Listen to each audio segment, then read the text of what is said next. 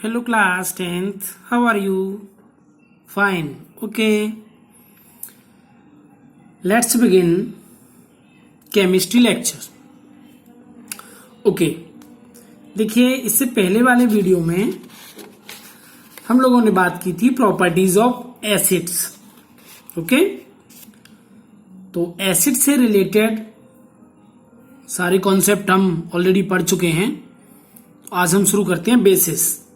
ठीक है. तो first of all we know what are bases. Okay. तो you already know bases are those chemical substances which have a bitter taste. Okay. And these are chemicals opposite of acids. Okay. हाँ, इनमें से ये है कि some bases dissolve in water. ठीक है. And such bases are called alkalis. Okay. तो सबसे पहले हम बात करते हैं what are bases. तो bases are chemical substances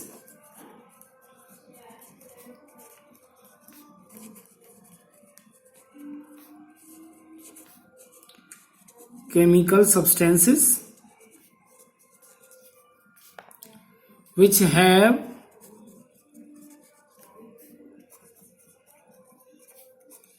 bitter taste. Okay. समझ में आया. जिनका कड़वा स्वाद होता है. ठीक है ना. एंड जैसे एसिड का कैसा होता था सो टेस्ट, तो इनका क्या है bitter taste. And these are chemical opposite of acids. Bases are chemical opposite of acids. Okay. Acids का केमिकली अपोजिट होते हैं. इनकी प्रॉपर्टीज एसिड से अपोजिट होती हैं. ठीक है. और तीसरी यहां पर क्योंकि बार बार एक वर्ड यूज होगा एल्केलीज, तो उसके बारे में भी आप जान लें कि some bases dissolve in water called alkalis. Some bases dissolve in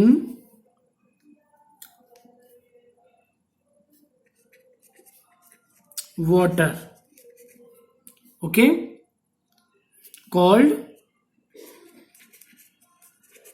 alkalis. Okay.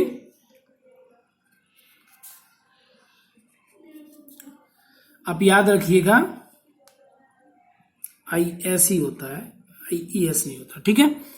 Okay. तो ये तीन टर्म हैं जो आपको बहुत जानना बहुत जरूरी है. कि सबसे पहले bases are chemical substance which है bitter taste. Second bases are chemical opposite of acids. और बार बार एक वर्ड यूज होगा एल्कलीज, इसलिए मैंने एल्कलीज के बारे में भी आपको बता दिया है कि ऐसे बेसिस जो वाटर में डिजोल्व होते हैं उन्हें हम एल्कलीज कहते हैं. ओके. ओके. तो हम बात करें कुछ एग्जाम्पल्स की. ठीक है. तो एग्जाम्पल्स हैं NaOH, KOH. Okay. And magnesium hydroxide है MgOH का whole twice. Okay. NH4OH, ammonium hydroxide. Okay. हाँ, ये है जो एल्केलीज होते हैं are much more useful than insoluble bases. Why? क्यों? Because most of the chemical reactions take place only in aqueous solutions.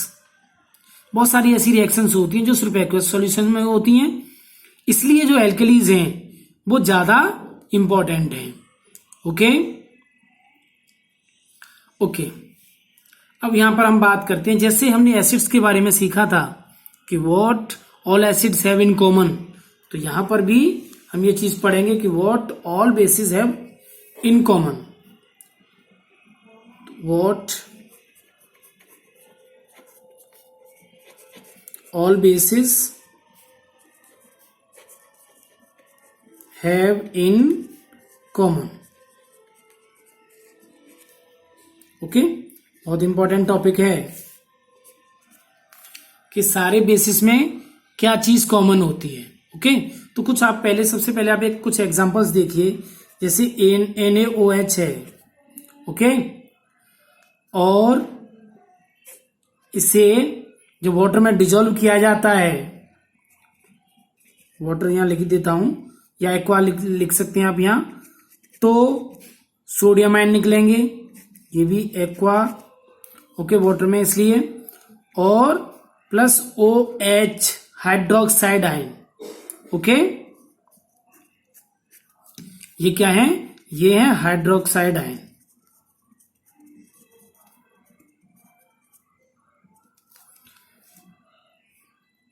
कुछ और एग्जांपल देखिए. जैसे KOH है, इसे भी जब हम वाटर में डिसॉल्व करेंगे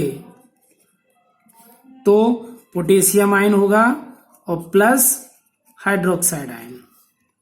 ओके, इसी तरीके से MgOH का होल ट्वाइस, जब इसे डिसॉल्व करेंगे वाटर में तब क्या होगा, Mg magnesium ion plus 2OH ion निकलेंगे. ठीक है,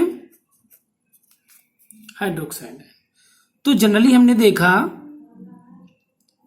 कि कोई सा भी बेस हो उसे वाटर में डिसॉल्व करने पर हाइड्रोक्साइड आयन रिलीज हो रहे हैं. इसका मतलब सभी बेसिस में हाइड्रोक्साइड आयन कॉमन होते हैं या हाइड्रोक्साइड आयन प्रोड्यूस करते हैं. तो a common property of all the basis is that they all produce hydroxide ions when dissolved in water. Okay, all, हम ये बोल सकते हैं कि all bases, लेकिन यहां पर आप याद रखना केवल एल्कलीज जो वाटर में डिसॉल्व ही नहीं होंगे, तो all bases या एल्कलीज बोल सकते हैं, that they all bases produce, ऐसे लिख लेंगे हम, produce hydroxide ion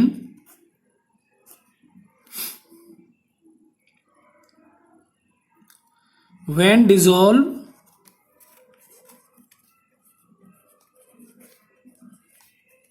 in water.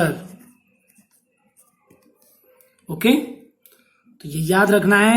जैसे एसिड्स के लिए हमने पढ़ा था, all acids produce hydrogen ions when dissolve in water, ऐसे ही all bases produce hydroxide when dissolve in water. Okay, तो ये कॉमन चीजें हैं जो एसिड्स के लिए हाइड्रोजन आयंस और बेसिस के लिए हाइड्रोक्साइड आयंस. ठीक है, तो इनके हाइड्रोक्साइड आयंस के प्रोडक्शन पर ही हम इनको दो कैटेगरीज में बांट सकते हैं, स्ट्रॉन्ग बेसिस, वीक बेसिस. ठीक है, तो strong bases and weak bases. Strong bases कौन से होंगे, a base which completely ionize in water and produce large amount of hydrogen ions. Okay, completely ionized in water, completely ionizes in water. Okay, and produce large amount of hydroxide ion. और यहां पर यदि हम बात करें तो partially ionised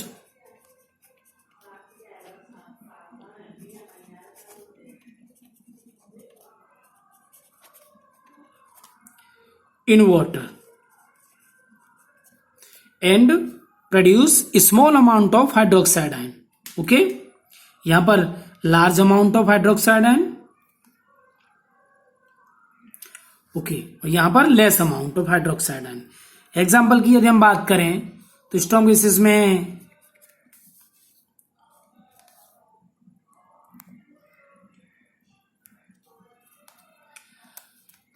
strong bases का example हम KOH ले सकते हैं, NaOH है। ये ऐसे बेसिस हैं जिनको जो वाटर में कंप्लीटली आयोनाइज हो जाते हैं और large amount of hydroxide ion produce करते हैं। यहां पर यदि हम एग्जांपल की बात करें, ओके, तो यहां CaOH का होल ट्वाइस कैल्शियम हाइड्रोक्साइड है, ओके, एंड MgOH का होल ट्वाइस, ठीक है। ऐसे अमोनियम हाइड्रोक्साइड भी हो जाएगा इसमें, NH4OH, ओके।